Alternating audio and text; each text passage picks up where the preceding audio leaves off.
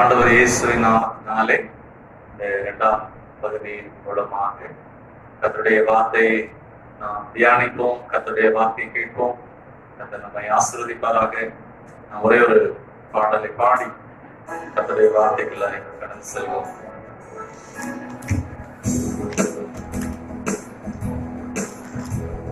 அவர் வார்த்தையின் மேலே நாம் சார்ந்திருப்பதா, கவலை ஒன்றும் எனக்கில்லையே. என் தேவைகள் எல்லாம் அவர் பார்த்துக் கொள்வதா, நான் கர்த்தருக்குள் மகிழ்ந்திருப்பேன். அவர் வார்த்தையின் மேலே நாம் சார்ந்திருப்பதா, கவலை பயம் எனக்கில்லையே. என் தேவைகள் எல்லாம் அவர் பார்த்துக் கொள்வதா, நான் கர்த்தருக்குள் மகிழ்ந்திருப்பேன். யெகோவா ஈரே என்ற தேவன், தேவைகள் யாவும் சந்திப்பீரே. யெகோவா ராப்பா என்ற தேவன், என்னாலும் சுகம் தருவீரே. யெகோவா ஈரே என்ற தேவன், தேவைகள் யாவும் சந்திப்பீரே. யெகோவா ராப்பா என்ற தேவன், என்னாலும் சுகம் தருவீரே. மரண இருள் பள்ளத்தாக்கில் நடக்க நேராடும் என் அப்பா என்னோடு இருப்பதால் பயப்பட மாட்டேன். மரண இருளின் பள்ளத்தாக்கில் நடக்க நேர்ந்தாலும் அப்பா என்னோடு இருப்பதால் பயப்பட மாட்டேன். எனக்கு விரோதமாய் ஆயிரங்களும் பதினாயிரங்கள் எழுந்தாலும் அஞ்சிட மாட்டேன். எனக்கு விரோதமாய் ஆயிரங்களும் பதினாயிரங்கள் எழுந்தாலும் அஞ்சிட மாட்டேன். யெகோவா ஈரே என்ற தேவன், தேவைகள் யாவும் சந்திப்பீரே. உச்சமாய் பாடலாம். யெகோவா ராப்பா என்ற தேவன், என்னாலும் சுகம் தருவீரே. யெகோவா ஈரே என்ற தேவன், தேவைகள் யாவும் சந்திப்பீரே. யெகோவா ராப்பா என்ற தேவன், என்னாலும் சுகம் தருவீரே.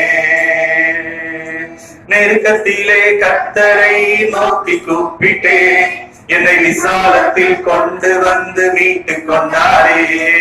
நெருக்கத்திலே கர்த்தரை நோக்கி கூப்பிட்டேன், விசாலத்தில் கொண்டு வந்து மீட்டுக் கொண்டாரே. என் பட்சத்தில் கர்த்தர் இருப்பதினாலே ஒருபோதும் நான் அசைக்கப்படுவதில்லையே. என் பட்சத்தில் கர்த்தர் இருப்பதினாலே ஒருபோதும் நான் அசைக்கப்படுவதில்லையே. யெகோவா ஈரே என்ற தேவன், தேவைகள் யாவும் சந்திப்பீரே. யெகோவா ராப்பா என்ற தேவன், என்னாலும் சுகம் தருவீரே. யெகோவா ஈரே என்ற தேவன், தேவைகள் யாவும் சந்திப்பீரே. யெகோவா ராப்பா என்ற தேவன், என்னாலும் சுகம் தருவீரே. மரண இருளி பள்ளத்தாக்கில் நடக்க நேர்ந்தாலும் என் அப்பா என்னோடு இருப்பதால் பயப்பட மாட்டேன். மரண இருளி பள்ளத்தாக்கில் நடக்க நேர்ந்தாலும் என் அப்பா என்னோடு இருப்பதால் பயப்பட மாட்டேன். எனக்கு விரோதமாய் ஆயிரங்களும் பதினாயிரங்கள் எழுந்தாலும் அஞ்சிட மாட்டேன். எனக்கு விரோதமாய் ஆயிரங்களும் பதினாயிரங்கள் எழுந்தாலும் அஞ்சிட மாட்டேன். யெகோவா ஈரே என்ற தேவன், தேவைகள் யாவும் சந்திப்பீரே. யெகோவா ராப்பா என்ற தேவன், என்னாலும் சுகம் தருவீரே.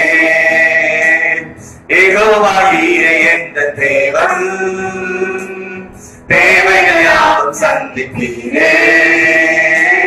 யெகோவா ராப்பா எந்த தேவன் என்னாலும் சுகம் தருவீரே. Praise the Lord. நம் தேவைகள் எல்லாம் அவர் சந்திக்கிற தேவன். நெருக்கத்திலே நான் கர்த்தரை நோக்கி கூப்பிட்டேன், என்னை விசாலத்திலே கொண்டு வந்து மீட்டுக் கொண்டார். அல்லேலூயா. அவர் வானத்தை பூமியும் உண்டாக்கின அவர் மகத்துவமான ராஜா, மகிமையின் ராஜா. அவரே நெருக்கமான சூழ்நிலையில அவருக்கு பஞ்சமோ குறைவோ இல்லாமையோ இல்லை. அவருடைய அளவிலிருந்து நம்ம விசாரிக்கிற தேவன், அவருடைய ஐஸ்வர்யத்திலிருந்து நம்முடைய தேவைகளை எல்லாம் சந்திக்கிறவர். கர்த்தர் நல்லவர். கர்த்தருடைய வார்த்தைகளாக நாம் கடன் செல்வோம். கர்த்தர் நம்மை ஆசீர்வதிப்பாராக.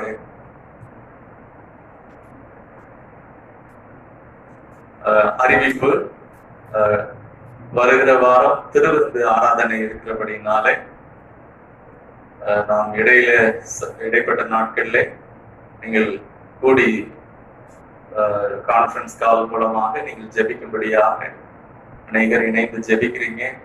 கர்த்தர் ஸ்தோத்திரம்.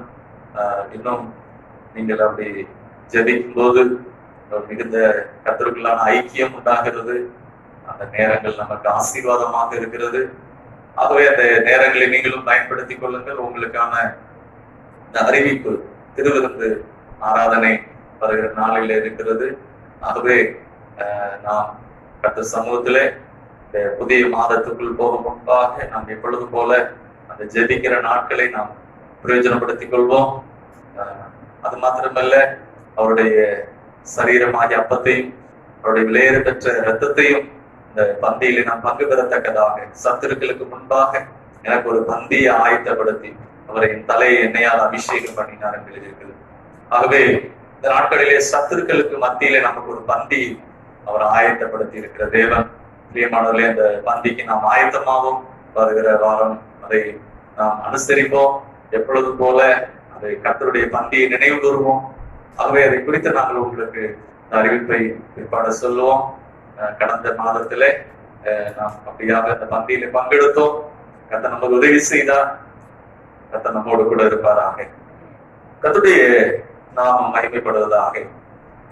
எபிரேயரின் புஸ்தகம் 11ஆம் அதிகாரத்திலே அதிலே முதல் 3 வசனங்களை வாசிக்கலாம். எபிரேயரின் புஸ்தகம் 11ஆம் அதிகாரம் முதல் 3 வசனங்கள். விசுவாசமானது நம்பப்படுகிறவைகளின் உறுதியும் காணப்படாதவைகளின் நிச்சயமாய் இருக்கிறது. அதனாலே முன்னோர்கள் நற்சாட்சி பெற்றார்கள். விசுவாசத்தினாலே நாம் உலகங்கள் தேவனுடைய வார்த்தையினால் உண்டாக்கப்பட்டது என்றும் இவ்விதமாய் காணப்படுகிறவைகள் உண்டாகவில்லை என்றும் அறிந்திருக்கிறோம். ஆண்டுக்கு மகிமையுண்டாவதாக. அந்த 3ஆம் வசனத்தை இதற்கு முந்தைய நாட்களில் நாம் தியானித்தோம். பிரியமானவர்களே, கர்த்தருடைய நாமத்திற்கு மகிமை உண்டாவதாக. விசுவாசத்தினாலே நாம் நம்முடைய உலகங்களை உண்டாக்கத்தக்கதாக தேவனுடைய சமாதானத்தையும் தேவனுடைய ரட்சிப்பையும் தேவனுடைய வல்லமையும் நாம் உண்டாக்கத்தக்கதாக இது ஆதியாகமம் 1ஆம் அதிகாரத்துக்கு தொடர்புடையதாக இருந்தது என்று நாம் தியானித்தோம். கர்த்தர் நல்லவர். இங்கு விசுவாசத்தினாலே உலகங்கள் அப்படின்னு நான் பார்க்கிறோம். நாம் உலகங்கள் தேவனுடைய வார்த்தையினால் உண்டாக்கப்பட்டது என்றும் அப்படின்னு நான் பார்க்கிறோம். ஆகவே நம்முடைய வாழ்க்கைக்குரிய பகுதிகளிலே நாமும் அந்த விசுவாசத்தினாலே உலகங்களை உண்டாக்கத்தக்கதாக குடும்ப ரட்சிப்பு, குடும்ப ஆசீர்வாதம், பிள்ளைகளுடைய நல்வாழ்வு, சுகவாழ்வு, ஆண்டவருக்கு மகிமையுண்டாவதாக. கர்த்தருக்குள்ளாய் நாம் வெற்றிகரமாய் இருக்கிற ஒரு ஜீவியம், இதெல்லாம் தேவன் நமக்கு ஆயத்தப்படுத்தி இருக்கிறார். ஆகவே இந்த நிருபத்தை எழுதின ஆசிரியர் அந்த ஆதியாகம புஸ்தகத்துல இருக்கிற அந்த காரியங்களே அவர் கோட் பண்ணி எழுதுகிறார். ஆகவே ஆதியாகமத்திலே நாம் வாசிக்கிறோம், நீங்கள் பழகி பெருகி பூமியை நிரப்பி அதை கீழ்ப்படுத்தி அதை ஆண்டு கொள்ளுங்கள் என்று சொல்லப்பட்டிருக்கிறது. 5 காரியம் சொல்லப்பட்டிருக்கிறது. ஆகவே நம்முடைய குடும்பத்திலே தெய்வீகமான காரியங்களிலே, ஜெப வாழ்க்கையிலே, ஆண்டவருக்குரிய பரிசுத்தத்திலே, ஆண்டவருடைய ரட்சிப்பிலே, அது மாத்திரமல்ல வேத வசனத்தின்படியான வாக்கு தத்தங்களை பிடித்துக் கொண்டு அதிலே பழுகவும் பெருகவும் தக்கதாக. எனக்கு இது ரொம்ப ஒரு பிடித்தமான சத்தியம். கேளுங்கள் அப்பொழுது உங்களுக்கு கொடுக்கப்படும். இந்த வாரம் சண்டே ஸ்கூல் இதுல கூட, அந்த கிளாஸ் இதுல கூட அதை எடுத்து இந்த வசனத்தை சொல்லி இருக்கிறான். நான் அதை கற்றுக்கொண்ட அந்த நாளிலே, சத்தியத்தையும் அறிவீர்கள், சத்தியம் உங்களை விடுதலை ஆகும். ஆகவே பாருங்க, நம்ம கேட்கலைன்னா எதையும் பெற்றுக்கொள்ள முடியாது. கேட்காமையே ஆண்டவர் தரணும் இல்ல, நம்ம கேட்கும்படி ஆண்டவர் விரும்புறார். அதனாலதான் ஆண்டவர் சொல்றார், கேளுங்கள் அப்பொழுது உங்களுக்கு கொடுக்கப்படும். ஆகவே அப்போ கொடுக்கும் போது ரொம்ப முக்கியம். நம்ம சொன்னவர் யாரு அப்படிங்கிறது முக்கியம். அவர் வார்த்தையிலே தேவனானவர். ஆதியாகமம் புஸ்தகத்திலே இருக்கிற அதே தேவன் யோவான் 1 சொல்லப்பட்டிருக்கிறது, வார்த்தையானவர், அவர் தேவனானவர் என்று சொல்லப்பட்டிருக்கிறது. ஆதியிலே வார்த்தை இருந்தது, அந்த வார்த்தை தேவனிடத்தில் இருந்தது, அந்த வார்த்தை தேவனாய் இருந்தது. பாட்டு கூட பாடணும், வார்த்தையின் மேலே அப்படி பாருங்க. அப்ப நம்ம எதன் மேல நம்முடைய வாழ்க்கையை செட் பண்ணி இருக்கிறோம்? நம்ம இன்னைக்கு நமக்குள்ள ஒரு சில சுபாவங்கள் இருக்கும். நம்ம தேவைகள் வரும்போது நமக்குள்ள இருக்கிற அந்த சுபாவத்தின்படி நம்ம தேட ஆரம்பிப்போம், கூப்பிட ஆரம்பிப்போம், கேட்க ஆரம்பிப்போம். ஆனா ஆண்டவர் இயேசு கிறிஸ்து சொல்றாரு, கேளுங்கள். அப்ப சொல்றாரு, அப்பொழுது உங்களுக்கு கொடுக்கப்படும் அப்படின்னு சொல்றாரு. அடுத்து தேடுங்கள், அப்பொழுது கண்டடைவீர்கள். பாருங்க, அந்த உலகத்தை அவர் உண்டாக்குறத சொல்றாரு பாருங்க, எப்படி நீங்க இது பண்ணணும் அப்படின்னு. அந்த சத்தியத்தை கற்றுக் கொடுக்கிறார். கேளுங்கள் அப்பொழுது. ஒருவேளை பயப்படுற சூழ்நிலைகளா இருந்தா கர்த்தருடைய வார்த்தையின்படி விசுவாசித்து அவரை நோக்கி பார்க்கணும். தேவனோ எனக்கு பயமுள்ள ஆவியை தராமல் பலமும் அன்பும் தெளிந்த புத்தியில் ஆவியை எனக்கு தந்திருக்கிறார், அப்படி நோக்கி பார்க்கத்தக்கதாக. அடுத்து பாருங்க, தேடுங்கள் கண்டடைவீர்கள். கர்த்தருக்கு மகிமையுண்டாகுதா? பாருங்க, நீங்களும் நான் ஆண்டவர் இயேசுவை தேடினோம், கர்த்தர் நம்மை ரட்சித்திருக்கிறார். அடுத்து தட்டுங்கள், அப்பொழுது உங்களுக்கு திறக்கப்படும். அல்லேலூயா. இங்கே அதான் சொல்லப்பட்டிருக்கிறது. கேட்கறதுக்கு முன்னாடி நம்முடைய நீட நிறைய இருக்கலாம், நம்முடைய காரியங்கள், கர்த்தர் செய்யற காரியங்கள் ஆச்சரியமா இருக்கலாம். ஆனா ஒண்ணு, இன்னைக்கு இருக்கிற இந்த காரியங்கள், குறைவுகள், இன்னைக்கு இருக்கிற சஞ்சலங்கள், இன்னைக்கு இருக்கிற ஒரு சில போராட்டங்கள், அது எல்லாம் கர்த்தர் சந்திக்கும் போது அற்புதமாக மாறிவிடும். அதுதான் தேவன் நமக்கு வைத்திருக்கிற உலகம். அதனாலதான் சொல்லப்பட்டிருக்கு, இவ்விதமாய் காணப்படுகிறவைகள் தோன்றப்படுகிறவைகளால் உண்டாகவில்லை என்று அறிந்திருக்கிறோம். இன்னைக்கு இருக்கிற இந்த காரியங்கள் நிரந்தரம் கிடையாது. பிரியமானவர்களே, இந்த குவாரண்டைன், லாக்டவுன் இந்த நாட்கள்ல ஒரு வீடு சந்திக்க போனேன்.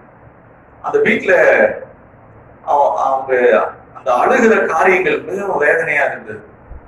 பிரியமானவர்களே, அப்படின்னா என்னன்னா, இந்த பிரச்சனை இப்படியே இருந்துரும் போல அவங்களுடைய அந்த கண்ணீர் அதிகமாகுது. பிரியமானவர்களே, இல்ல இந்த கண்ணீரை துடைக்கிறவர், அவரை நோக்கி கூப்பிடும் போது, அவரை நோக்கி பார்க்கும் போது, உலகத்தில் இருக்கிறவனில் உங்களில் இருக்கிறவர் பெரியவர். ஆகவே அவர் மீட்பர், நம்மை சந்திக்கிற தேவன். இந்த சத்தியத்தின்படி நம்ம அவரை நோக்கி பார்ப்போம், நமக்கு அவர் உதவி செய்வாராக. ஆகவே இந்த 3ஆம் வசனம் வரைக்கும் நாம் பார்த்தோம். இந்த முதல் 3 வசனத்தின் அடிப்படையில தான் அதுக்கு பிற்பாடு வருகிற வசனங்கள் எல்லாம் இருக்கிறது. விசுவாசமானது நம்பப்படுகிறதையும் உறுதியும் என்று சொல்லப்பட்டிருக்கிறது. அதை நாம் பார்த்தோம். முன்னோர்கள் நற்சாட்சி பெற்றார்கள். முன்னோர்கள் யாருன்னா ஆபிரகாம், ஈசாக்கு, யாக்கோபு, இவங்களாம் நற்சாட்சி பெற்றாங்க. ஆண்டவர் மகிமையுண்டாவதாக.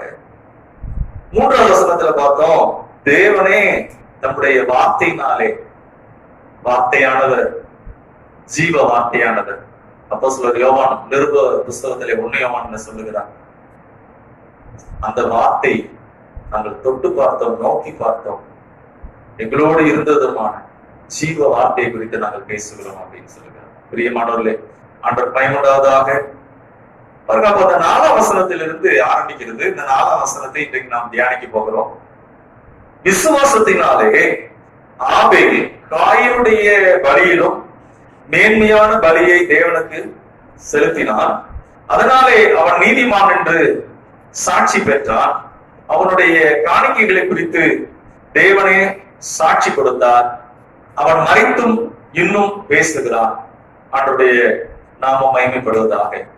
பாருங்க, அப்போ இங்கு விசுவாசத்தினாலே ஆபேல் காயினுடைய அந்த பலியிலும் மேன்மையான பலியை தேவனுக்கு செலுத்தினான். பாருங்க, அப்போ ஒரு சிலர் சொல்லுவாங்க, இது ஆபேல் செலுத்தினது பலியா இல்ல காணிக்கையா அப்படின்னு. ஆனா இங்க ரெண்டு வார்த்தையில் பயன்படுத்தப்பட்டிருக்கிறது. ஆபேல் காயினுடைய பலியிலும் மேன்மையான பலியை தேவனுக்கு செலுத்தினான் என்று பார்க்கிறோம். அடுத்து சொல்லப்பட்டிருக்கு, அதனாலே அவன் நீதிமான் என்று சாட்சி பெற்றான். முதல்ல பலி அப்படின்னு சொல்லப்பட்டிருக்கு. இரண்டாவது, அவனுடைய காணிக்கைகள் குறித்து தேவனே சாட்சி கொடுத்தான். அவன் மரித்தும் இன்னும் பேசுகிறான். கர்த்தருக்கு மகிமையுண்டாவதாக. பாருங்க, அப்போ இந்த மார்ட்டின் லூதர் அவருடைய நாட்களிலே இந்த பைபிள்ல நிறைய விசுவாசத்தை குறித்து சொல்லப்பட்டிருக்கிறது. நாம் கிரியைகளினாலே நாம் ரட்சிக்கப்படவில்லை, இயேசு கிறிஸ்து மூலமாக நாம் அவர் கல்வாரியிலே நிறைவேற்றின அந்த மீட்பின் மூலமாக நாம் ரட்சிக்கப்பட்டிருக்கிறோம். அதை நாம் விசுவாசித்தோம். அப்படிதான் ரட்சிப்பு வந்திருக்கிறது. ஆகவே நாம் யாரும் கிரியைகளினாலே என்று சொல்ல முடியாது. ஆகவே எல்லா புஸ்தகங்களிலும் அந்த விசுவாசத்தை குறித்து சொல்லப்பட்டிருக்கிறது. ரோமர் 4ஆம் அதிகாரத்திலே இந்த விசுவாசத்தை குறித்து சொல்லப்பட்டிருக்கிறது. ஆபிரகாமின் விசுவாசத்தை குறித்து. அவன் கிரியைகளினாலே அல்ல, விசுவாசத்தினாலே அவன் நீதிமானாக்கப்பட்டான் என்று. பிரியமானவர்களே, ஆனா யாக்கோபு 2ஆம் அதிகாரம் வரும்போது மார்ட்டின் லூதர் சொன்னாரா, இந்த யாக்கோபுங்கிற அந்த புஸ்தகத்தை கூட நம்ம எடுத்துட்டா நல்லா இருக்கும். ஏன்னா அது உள்ள கிரியைன்னு வரும். கிரியைகளினாலே அப்படின்னு பாருங்க. அப்போ இந்த யாக்கோபு புஸ்தகம் 2ஆம் அதிகாரத்துல கூட அங்கு இதை குறித்து நாம் பார்க்கிறோம். அந்த கிரியைகளை குறித்து அங்கு சொல்லப்பட்டிருக்கிறது. 17ஆம் வசனத்திலே சொல்லப்பட்டிருக்கிறது, அப்படியே விசுவாசமும் கிரியைகள் இல்லாதிருந்தால் தன்னில் தானே செத்ததாயிருக்கும். அப்ப கிரியைகள் இல்லாத விசுவாசம் செத்ததாயிருக்கும் என்று சொல்கிறார். அப்போ இப்ப யாக்கோபு என்ன சொல்றாரு, அவரு சொல்ற காரியங்கள் பிற்பாடு அந்த சத்தியத்தின் வெளிச்சம் புரிந்து கொள்ளும் போது விசுவாசத்திற்கு அது கிரியைகளினாலே ஒன்று வருமானால் அது விசுவாசம் அல்ல, அது அதற்கு வருகிறது கூலி. ஆனால் இந்த விசுவாசம் செயல்படுவதற்கு நமக்கு கிரியை அவசியமா இருக்கிறது. நம்மளுடைய கேரக்டர், நாம் கர்த்தருக்கு எந்த அளவு நாம் இருதயத்தை கொடுக்கிறோம். 2 நாளாகமம் 16ஆம் அதிகாரம் 9ஆம் வசனத்திலே ஏற்கனவே நாம் தியானித்தோம்.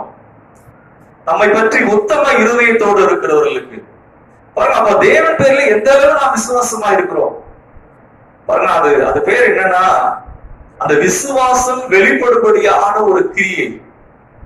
பாருங்க, அங்கு கர்த்தர் வாக்கு பண்றார், தம்முடைய வல்லமையை விளங்கப்படும்படி என்று சொல்லி. யாருக்கு தம்முடைய வல்லமை விளங்கப்படுகிறாரா? தேவன் பேர்ல விசுவாசமா இருந்து இயேசு கிறிஸ்து மூலமாக அந்த விசுவாசத்திலே யார் உத்தமமா இருக்கிறார்களோ அந்த கிரியை, அந்த கேரக்டர், அதன் மூலமாக தேவனை சார்ந்து கொள்கிறார்களோ, பிரியமானவர்களே, அததான் இங்கே இந்த நிருபத்தை எழுதின யாக்கோபு சொல்றாரு. யாக்கோபின் புஸ்தகம் 2ஆம் அதிகாரம் 17ஆம் வசனத்தை வாசிக்கிறேன். அப்படியே விசுவாசமும் கிரியைகள் இல்லாதிருந்தால் தண்ணீர் தானே செத்ததாயிருக்கும். ஆண்டவருக்கு மகிமை உண்டாவதாக. நம்ம வேதத்துல அநேக காரியங்களை நாம் பார்க்கிறோம். அதை குறித்து இன்றைக்கு நாம் தியானிப்போம்.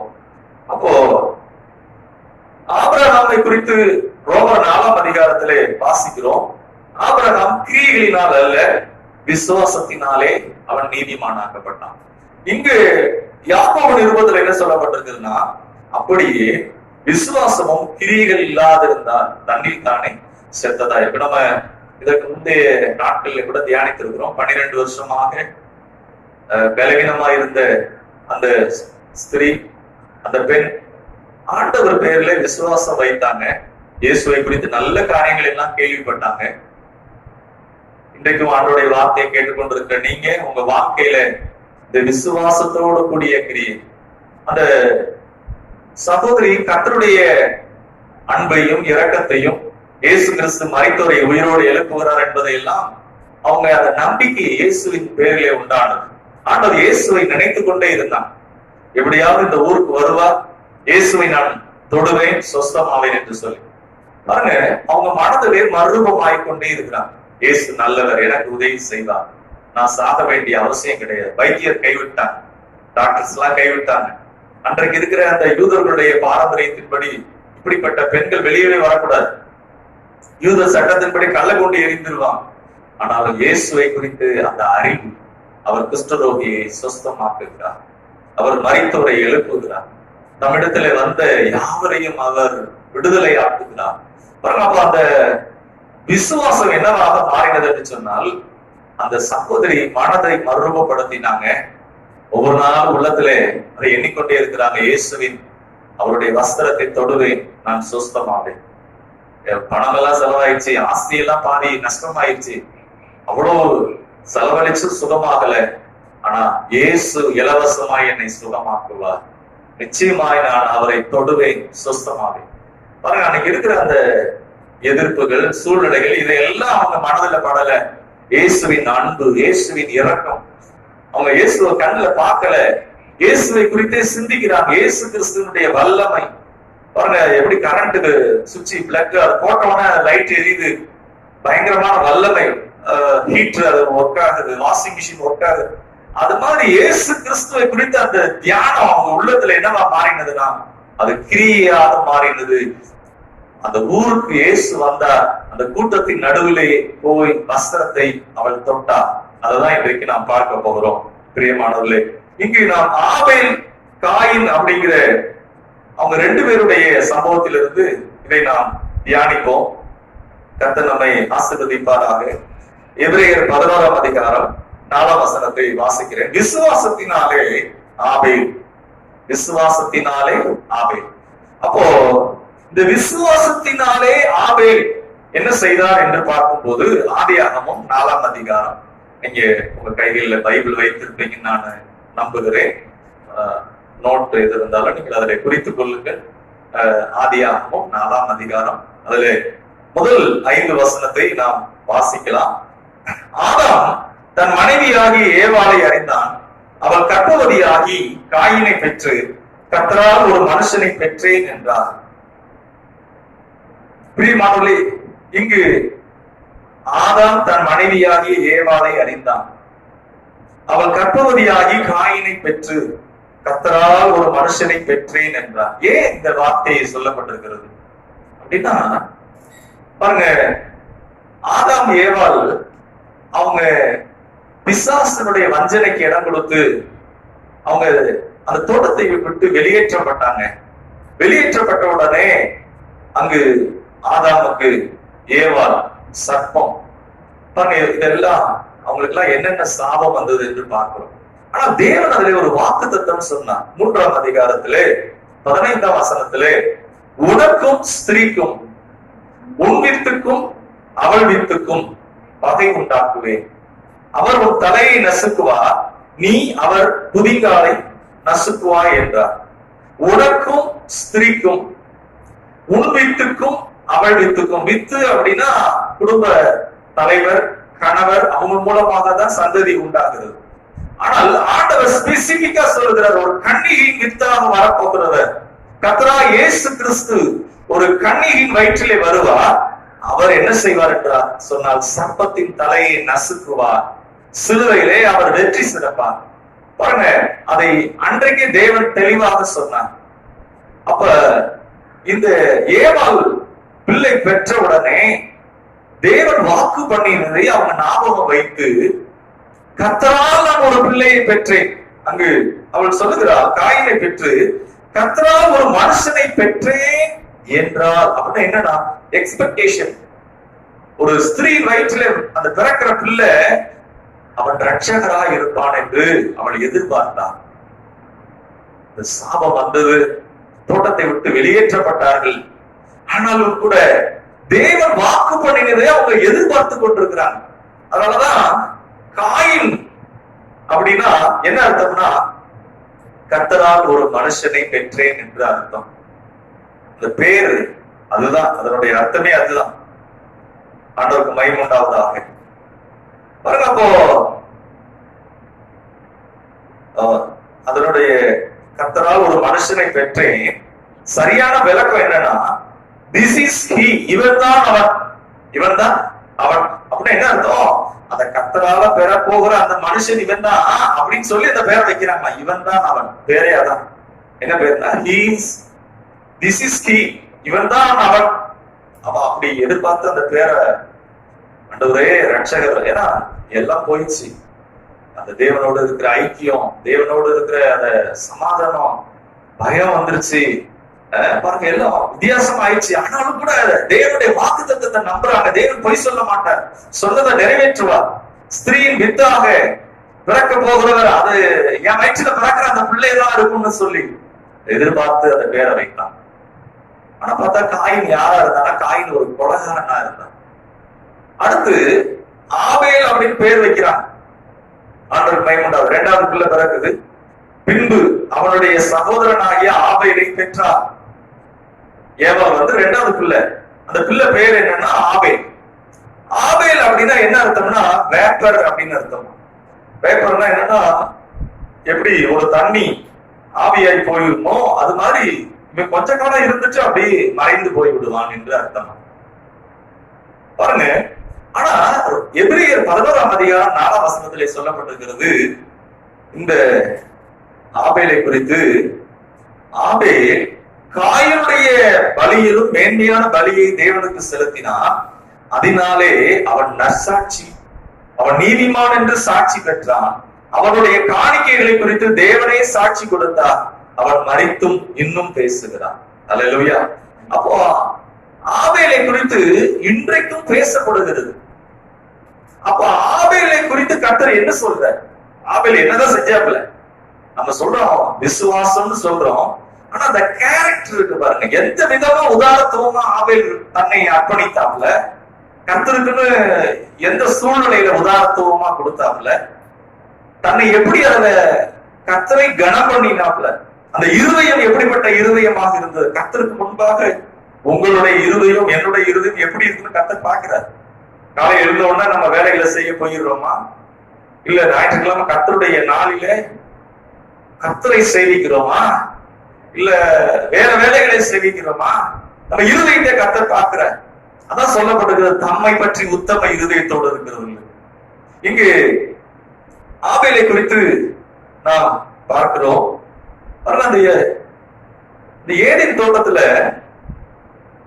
அவங்க பிசாசு அவங்களை வஞ்சித்து ஆண்டவர் வரும்போது ஆண்டவருக்கு அவங்க ஒளிந்து கொண்டாங்க. ஆண்டவர் கூப்பிடுறாரு, ஆதாமே நீ எங்கே இருக்கிறாய் அப்படின்னு. ஆண்டவரே, நான் நிர்வாணியா இருப்பதனால் பயந்து ஒளிந்து கொண்டேன் அப்படிங்கிறார். உன்னை யார் நிர்வாணின்னு சொன்னா அப்படின்னு கேட்கிறார். நான் புசிக்க கூடாதுன்னு சொன்ன கனியை நீ புசிச்சிட்டியா அப்படின்னு கேட்கிறார். அப்போ பாருங்க, இவங்களா என்ன பண்ணிருக்கிறாங்க, ஒரு வஸ்திரத்தை உண்டாக்கி இருக்கிறாங்க. அத்தி இலைகளினாலே ஆன வஸ்திரம்.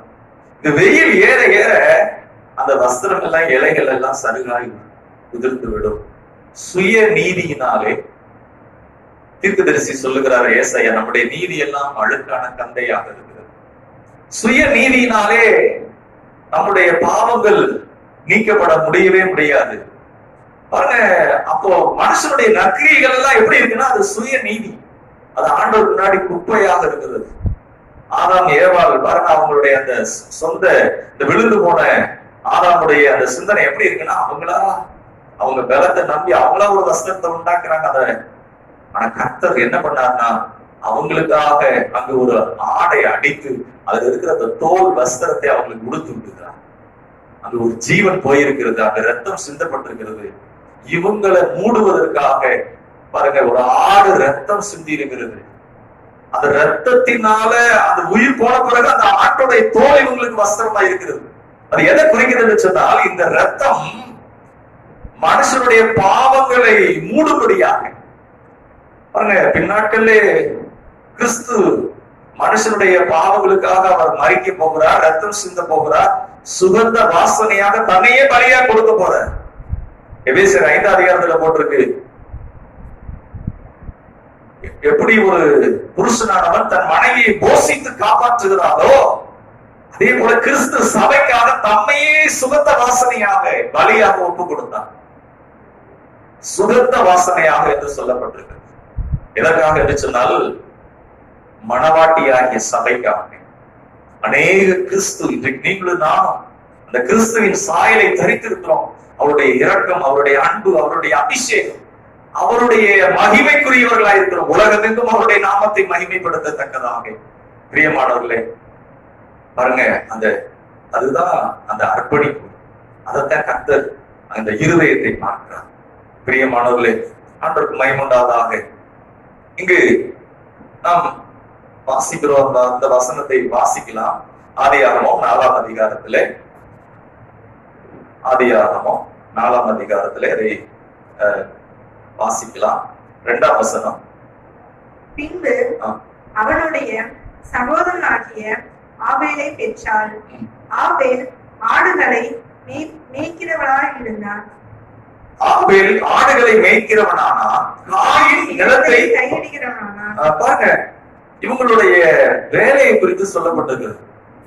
ஆண்டவர் அப்படின்னு சொன்னா, ஆண்டவரை சேவிக்கிறோம் அப்படின்னா அதுல ரொம்ப முக்கிய ப்ரொஃபஷன் முக்கியம். திருமணம் ஆக போகுது அப்படின்னா என்ன, அந்த சகோதரனுக்கு என்ன வேலை அப்படின்னு கேட்பாங்க. வேலை, தொழில் ரொம்ப முக்கியம். பாருங்க, அந்த தொழிலை குறித்தெல்லாம் நம்ம இதுக்கு முன்னாடி வேலையை குறித்தெல்லாம் தியானித்தோம். 2 பேரையும் பத்தி சொல்லப்பட்டிருக்கிறது. காயின் அவன் பயிரிடுகிறவனாயிருந்தான், ஆபேல் ஆடுகளை மேய்க்கிறவனானான். சில நாள் சென்ற பின்பு காயின் நிலத்தின் கனிகளை கர்த்தருக்கு காணிக்கையாக கொண்டு வந்தான். நிலத்தின் கனிகளை கர்த்தருக்கு ஏதோ விளைஞ்சு வந்ததுல ஆண்டவருக்கு ஏதோ கொடுக்கணும் அப்படிங்கிறதுல அவன் அந்த கனிகளை காணிக்கையாக கொண்டு வந்தான் என்று சொல்லப்பட்டது. ஏதோ கொண்டு வரான், ஆண்டவருக்கு ஏதோ கொடுக்கணும். ஆபேலும், இங்கு நாம் பார்க்கிறோம், ஆபேலும் அப்படின்னு சொல்லப்பட்டது தன் மந்தையின் தலையீற்றுகளிலும் அவைகளின் கொடுமையானவைகளிலும் சிலவற்றை கொண்டு வந்தான். ஆண்டவருக்கு மகிமையுண்டாவதாக. இங்கு வார்த்தையை நாம் கவனிப்போம். கொடுமையானது அப்படின்னா, இன்னைக்கு அநேக வாலிபர்களுக்கு அது என்னன்னு தெரியாமல் கூட இருக்கலாம். ஆனா கொடுமையானது அப்படின்னா என்னன்னா பெஸ்ட் அப்படின்னு அர்த்தம். தலையீற்று அப்படின்னா ஃபர்ஸ்ட், கொடுமையானது அப்படின்னா பெஸ்ட். ஆண்டவருக்கு மகிமையுண்டாவதாக. அப்போ ஆபேல் என்ன பண்றதுன்னா, தன் மந்தையில நிறைய ஆடு இருக்கு. எந்த ஆடு கண்ணு அழகா இருக்கு, அது ஃபேஸ் அழகா இருக்கு, அது பாக்குறப்பே அப்படியே அது கொஞ்சம் போல அழகா இருக்கு அப்படிங்கிற ஆடை அது அவனுக்கு ரொம்ப பிடிக்கும். அதான் கொடுமை அப்படின்னு சொல்லப்பட்டிருக்குது. தலையீற்று அப்படின்னா என்னன்னா, நல்லா வளர்ந்தது, ரொம்ப பெஸ்டா இருக்கு, நல்லா சாப்பிட்டு தேறி இருக்கு. 2யும் அங்க சொல்லப்பட்டிருக்கு. ஆபேல் அந்த ஆடு மந்தையில காயப்பட்ட ஆடு இருந்திருக்கும், நசல் கொண்டது, ஊனமானது. அதெல்லாம் பாக்குறப்ப இது வேணாம். ஆனா அதுல பெஸ்டான ஆடை சூஸ் பண்ற. தலையீற்றையும் அடுத்து சொல்லப்பட்டிருக்கிறது கொடுமையானதைகளையும், தலையீற்றையும் கொடுமையானதைகளையும் பாருங்க. அப்போ தலையீற்று அப்படின்னா என்னன்னா ஃபர்ஸ்ட், அடுத்து கொடுமை அப்படின்னா பெஸ்ட். நாய் கண்காட்சி அப்படிங்கிறாங்க, டாக் ஷோ அப்படின்னா அது எந்த டாக் அழகா இருக்கு அதுக்கு பிரைஸ் கொடுப்பாங்க. அப்போ ஆபேல் பலி செலுத்தினது எப்படின்னா, அவனுக்கு ரொம்ப பிடிச்ச, அவை அதிகமா நேசிச்ச, ரொம்ப அழகா நல்ல கொடுமையா இருக்கிறத நல்ல கவனிங்க. அவனுக்கு என்ன பிடிச்சிருக்கோ, பெஸ்டா இருக்கிறதோ ஆண்டவர் அதை கேட்கிறார். அதைதான் அவன் கர்த்தருக்கு என்று அவன் அதை சூஸ் பண்ணுகிறான். இன்றைக்கு நாம் ஆண்டவருக்காக நம்முடைய வாழ்க்கையை அர்ப்பணிக்கும் போது, கர்த்தருக்குன்னு கொடுக்கும் போது, ஒவ்வொரு மாசமும் நான் கர்த்தருக்காக இதையாவது செய்யும் போது, முதல்ல வீட்டு வாடகை, அடுத்து எலக்ட்ரிக் பில், அடுத்து எனக்கு சொந்த தேவைகள், இதெல்லாம் போக மிச்சம் என்ன இருக்கு, ஏதாவது மிச்சம் மீத இருந்தா அதை ஆண்டவருக்கு கொடுக்கலாம். நம்ம அப்படி கணக்கு பண்ணுவோமானால் ஒரு நாளும் நம்மளுடைய தேவை சந்திக்கப்படாது, அந்த பிரச்சனை தீரவே தீராது. அப்ப இதை ஏன் கர்த்தர் எழுதி வைத்திருக்கிறார்? பலி, காணிக்கை. பாருங்க, அப்போ அவன் பலியாக அப்படின்னு சொல்லப்பட்டு கடைசி அவன் காணிக்கை அப்படிங்கிறார். கர்த்தருக்கு மகிமை உண்டாவது. இதை குறித்து நாம் பார்க்கலாம். பழைய ஏற்பாட்டில இதை குறித்த அந்த விளக்கத்தை சொல்லப்பட்டிருக்கிறது. எப்படி கர்த்தருக்காக நாம் அந்த காணிக்கையை செலுத்த வேண்டும். ஒரு கற்பம் திறந்து பிறக்குது அப்படின்னா, ஒரு ஆட்டுல ஒரு குட்டி முத பிறக்குது அப்படின்னா, அந்த குட்டியை எப்படி கர்த்தருக்காக நம்ம செலுத்தணும்? நிறைய குட்டி பிறக்கலாம், 7 குட்டி கூட பிறக்கலாம், 5 குட்டி பிறக்கலாம். ஆனா முதல்ல இது எப்படி, அதை குறித்து வாசிக்கலாம். யாத்திராகமம் 13ஆம் அதிகாரம் 12ஆம் வசனம். யாத்திராகமம் 13ஆம் அதிகாரம். கர்ப்பம் திறந்து பிறக்கும் அனைத்தையும், கர்ப்பம் திறந்து பிறக்கும் அனைத்தையும், உனக்கு இருக்கும் மிருக ஜீவன்களின் தலையீற்றனைத்தையும் கர்த்தருக்கு ஒப்பு கொடுப்பாயாக. அவைகள் உள்ள ஆண்கள் கர்த்தருடையவைகள். இங்கு தெளிவாக சொல்லப்பட்டிருக்கிறது. கர்ப்பம் திறந்து பிறக்கும் அனைத்தையும், உனக்கு இருக்கும் மிருக ஜீவன்களின் தலையீற்றனைத்தையும் கர்த்தருக்கு ஒப்பு கொடுப்பாயாக. அவைகள் உள்ள ஆண்கள் கர்த்தருடையவைகள். ஆண்டவருக்கு மகிமை உண்டாவதாக. அப்போ ஆண்கள் கர்த்தருடையவைகள் என்று சொல்லப்பட்டிருக்கிறது. 5 அப்பமும் 2 மீனையும் ஆண்டவர் ஆசீர்வதித்த போது அங்க பெண்கள், வேலைக்காரங்க, பிள்ளைகள்லாம் வந்திருப்பாங்க. ஆனா அந்த யூதர்களுடைய அன்றைக்கு இருக்கிற அந்த கலாச்சார நடைமுறையில அவங்க என்ன, ஆண்களை மட்டும்தான் குறிக்கிறாங்க. 5000 ஆண்கள் அப்படின்னு சொல்லப்பட்டது. பாருங்க, அது மாத்திரமல்ல, அப்படின்னா ஆண்டவர் பைபிள்ல ஆண்களை மட்டும்தான் ரொம்ப விசேஷமா இது பண்றாரு, பெண்கள் அப்படி இல்ல. பைபிள்ல கர்த்தர் எல்லாரையும் நேசிக்கிறார். பட்சபாதம் உள்ள தேவன் அல்ல, ஆண் என்றும் பெண் என்றும் இல்லை. தேவன் பட்சபாதம் உள்ள தேவன் அல்ல என்று சொல்லப்பட்டிருக்கிறது. 1 பேதுரு 3ஆம் அதிகாரம் 7ஆம் வசனத்திலே சொல்லப்பட்டிருக்கிறது, உங்கள் மனைவிக்கு செய்ய வேண்டிய கனத்தை செய்யுங்கள் என்று சொல்லப்பட்டிருக்கிறது. 2000 வருஷத்துக்கு முன்னாடியே இந்த ஆணாதிக்கம் அப்படின்னு சொல்லி இன்னைக்கு நிறைய கலாச்சாரங்கள் அப்படியே மாறி இப்பதான் வந்திருக்கு. ஆண்கள் பெண்கள் என்ன செய்யக்கூடாது, அடிக்க கூடாது, அவங்களை அடிமைப்படுத்தக்கூடாது, அவங்க. ஆனா ஆண்டவர் சொல்றாரு, பேதுரு அந்த நிருபத்தை எழுதும் போது சொல்றாரு, உங்கள் மனைவிக்கு செய்ய வேண்டிய கனத்தை செய்யுங்கள். ஆனர் அவங்களுக்குன்னு உரிய கனத்தை செய்யுங்க அப்படின்னு அங்கு சொல்லப்பட்டது. கர்த்தருக்கு மகிமை உண்டாவதாக. அப்போ பைபிள்ல என்ன சொல்லப்பட்டிருக்குன்னா, 2ஐயும் சமமா தான் ஆண்டவர் நினைக்கிறார், சமமா தான் ஆசீர்வதிக்கிறார். ஒருத்தர் இவங்க ஆண்னா ஒண்ணு, பெண்ணா அப்படின்னு இல்லை. ஆனா இந்த ஆண் அப்படின்னு சொல்லப்பட்டு பைபிள்ல என்ன சொல்லப்பட்டிருக்குன்னா, அது கர்த்தருடையவைகள், ஆண்கள் கர்த்தருடையவைகள் அப்படின்னு சொல்லப்பட்டிருக்கிறது. அப்ப ஆண்கள் கர்த்தருடையவைகள் என்ன அர்த்தம் அப்படின்னா, ஆண்டருக்கு மகிமை உண்டாவதாக, கர்த்தருக்கு மகிமை உண்டாகட்டும். ஆண்கள் கர்த்தருடையவைகள் அப்படின்னா, பிரியமானவர்களே, அவங்க மூலமா தான் அந்த சந்ததி, ஒரு பெண் அப்படிங்கிறவங்க மூலமா ஜெனரேஷன் உருவாகிறது இல்லை, ஆனா அந்த வித்து அப்படிங்கிறது ஆண். அதனால கர்த்தர் என்ன செய்யறாருன்னா, அதை ஸ்பெசிபிக்கா அது கர்த்தருடையது என்று சொல்லுகிறார். அப்போ இந்த ஆவையில் எதை கர்த்தருக்குன்னு செலுத்தினாப்ல அப்படின்னா, தலையீற்றுகளில் அடுத்தும் கொழுமையானவைகள். ஆண்டவர் மகிமை உண்டாவதாக, இது பெஸ்ட் சூஸ் பண்றாப்புல, அதை கர்த்தருக்காக செலுத்துகிறாப்புல. பாருங்க, அப்போ நம்ம கர்த்தருக்குன்னு எடுத்து வைக்க பழக வேண்டும். நம்ம பிரிய தேவைகள் எல்லாம் செலவழிச்சுட்டு மிச்சம் இருந்தா, என்னுடைய தேவையெல்லாம் அதுக்கெல்லாம் இதாயிட்டு நான் அப்புறம் அப்படின்னு இல்லை, ஃபர்ஸ்ட் அப்படி கர்த்தருக்குன்னு எடுத்து வைக்கும் போது இந்த ஆபேல் அதான் செய்யறாங்க. கர்த்தர் அவங்களை ஆசீர்வதிப்பார், வழிவாசல்களை திறப்பார், கர்த்தர் அவங்களை உயர்த்துவார், ஆச்சரியமான காரியங்களை செய்வார். பாருங்க, அப்ப கர்த்தர்ட்ட எதுவுமே இல்லையா? சங்கீதம் 50ஆவது சங்கீதத்துல போட்டிருக்கு, மலைகள் திரிகிற 1000 ஆடுகளும் மாடுகளும் என்னுடையவைகள் என்று சொல்ற.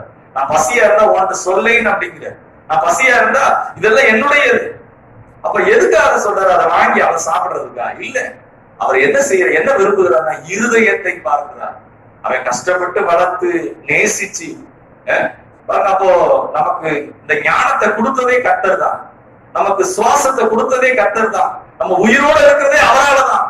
இன்றைக்கு நம்ம வெற்றியா இருக்கிறோம்னா அவராலதான் இருக்கிறோம். அப்போ அந்த இருதயத்துல அவருக்கு முதலிடம் கொடுக்கிறோமா, அவரை கனம் பண்ணுகிறோமா என்று பார்க்கிறோம். பாருங்க, அந்த நம்ம இருதயத்தை எதுக்கு கொடுக்கிறோம், கர்த்தருக்கு கொடுக்கிறோமா அப்படிங்கிறதுதான் அவர் பார்க்கிறார். அதை அவர் ஆசீர்வதிக்கிறார். அதனாலதான் சொல்லப்பட்டிருக்கிறது, லேவியராகமம் 3ஆம் அதிகாரம் 16ஆம் வசனத்துல சொல்லப்பட்டிருக்கிறது. அதை வாசிக்கலாம் சீக்கிரமாக. லேவியராகமம் 3ஆம் அதிகாரம் 16ஆம் வசனம்.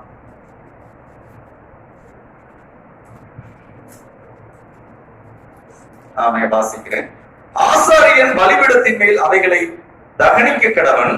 இது சுகந்த வாசனையான தகன ஆகாரம், கொழுப்பு முழுவதும் கர்த்தருடையது. இல்ல சொல்லுமா, கொழுப்பு முழுவதும் கர்த்தருடையது.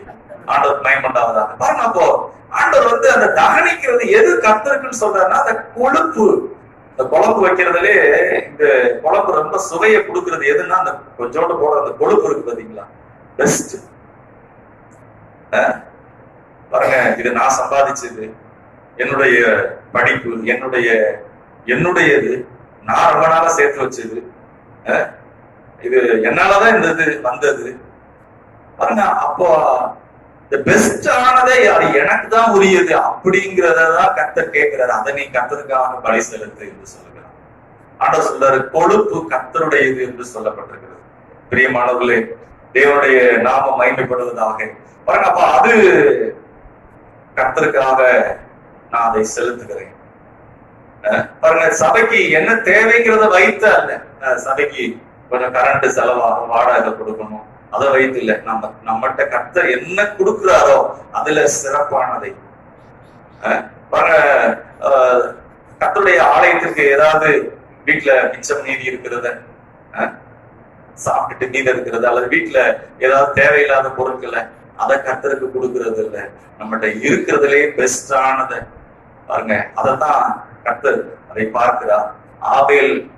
ஆபேல் எந்த நிலையில கர்த்தருக்காக சுதந்திரமாக கொடுக்கிறான் என்கிறதை கர்த்தர் பார்க்கிறார். பிரியமானவர்களே, நம்முடைய அந்த இருதயத்தை கர்த்தர் பார்க்கிறார். ஆண்டவர் மகிமைப்பட்டாகட்டும்.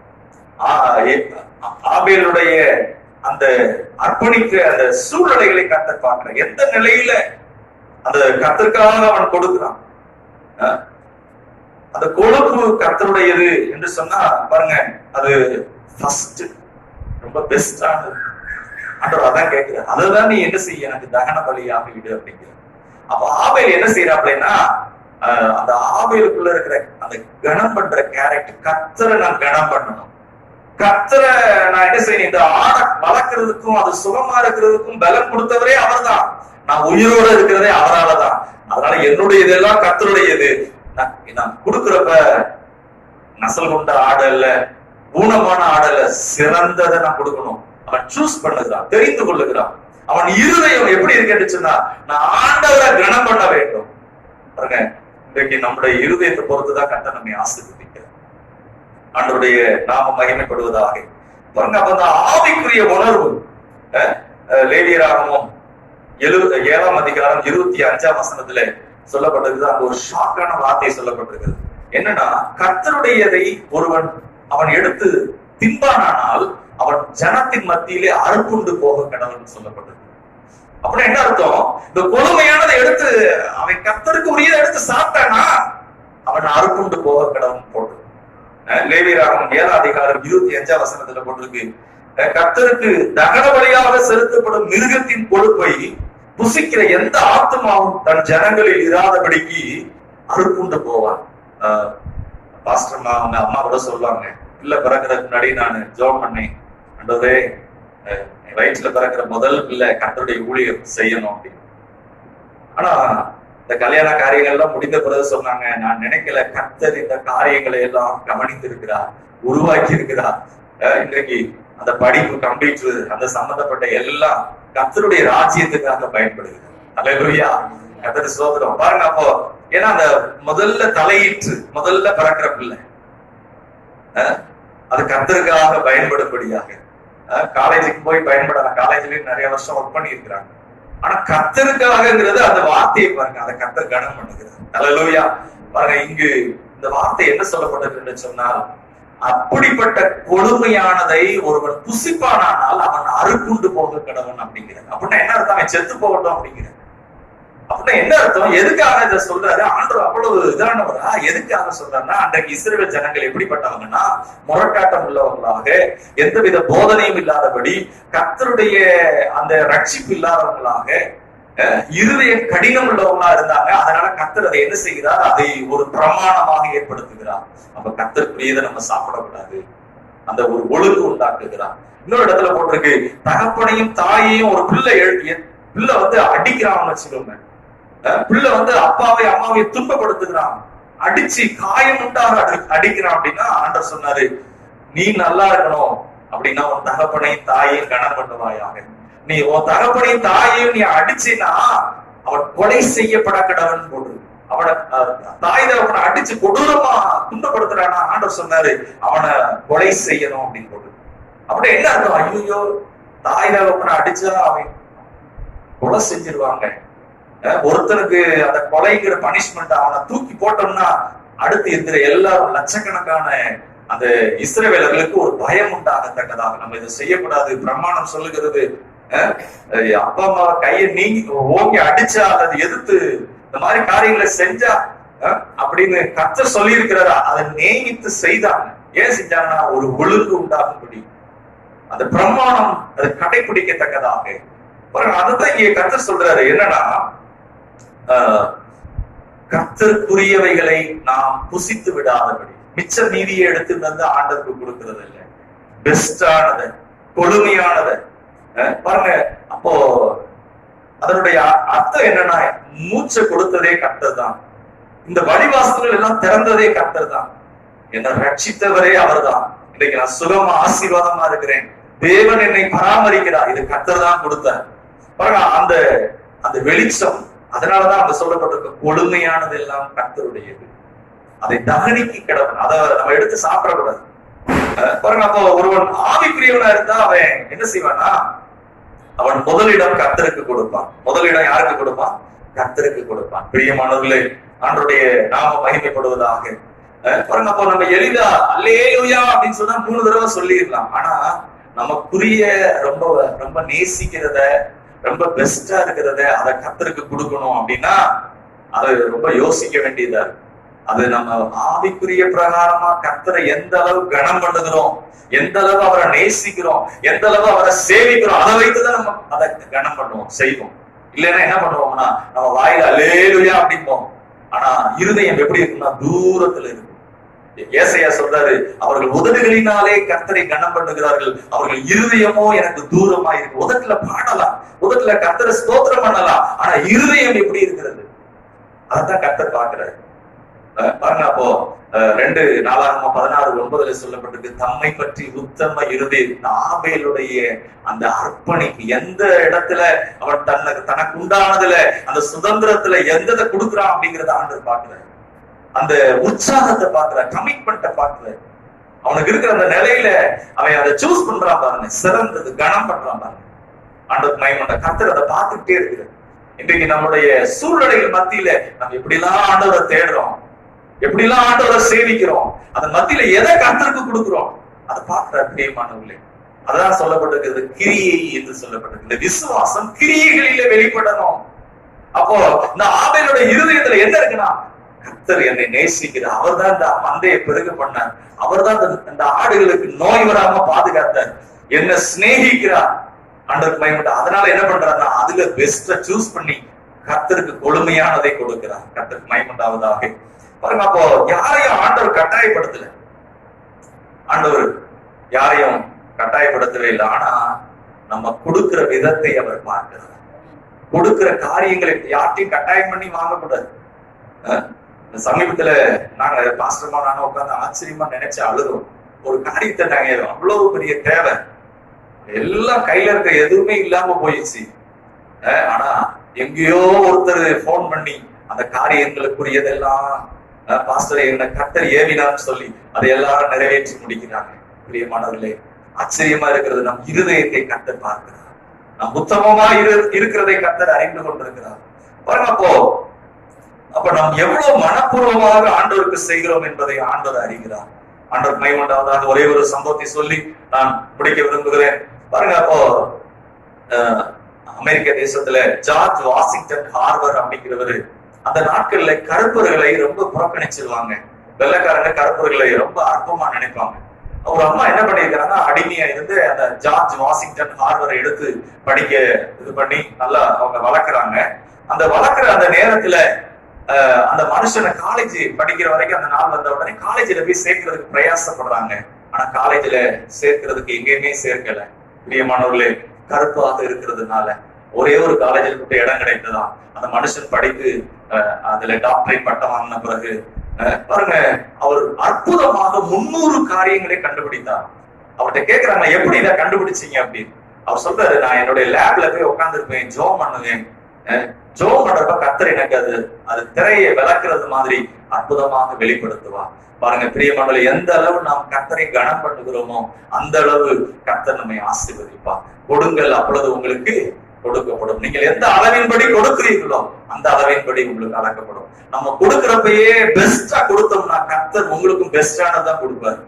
கொடுக்கிறப்பயே குப்பையை கொடுப்போமானா ஆண்டவர் உங்களுக்கு என்ன செய்வார்னா அமுக்கி அமுக்கி குப்பையை தான் கொடுப்பாரு. பாருங்க, அப்போ இதெல்லாம் பிரமாணமாக இருக்கிறது. கர்த்தர் உங்களையும் என்னையும் ஆசீர்வதிக்கிறதுக்கு கர்த்தர் விருப்பமாக இருக்கிறார். இயேசு கிறிஸ்துவை நாம் பின்பற்ற அழைக்கப்பட்டிருக்கிறோம். இயேசு கிறிஸ்து என்ன பண்ணார்னா, இயேசு கிறிஸ்துவின் அபிஷேகம், அர்ப்பணிப்பு, ஜெப வாழ்க்கை, அவருக்குள்ள இருக்கிற இரக்கம் எல்லாம் இருக்கு. பாருங்க, இயேசு 3ஆம் நாளிலே உயிரோடு எழுந்தார். இன்றைக்கு நீங்களும் நானும் அப்படிப்பட்ட ஆண்டவரை சேவிக்கிறோம். நாமும் வெற்றி பெறத்தக்கதாக. எல்லாரும் மறிச்சாங்க, உயிரோட எந்திரிக்கல.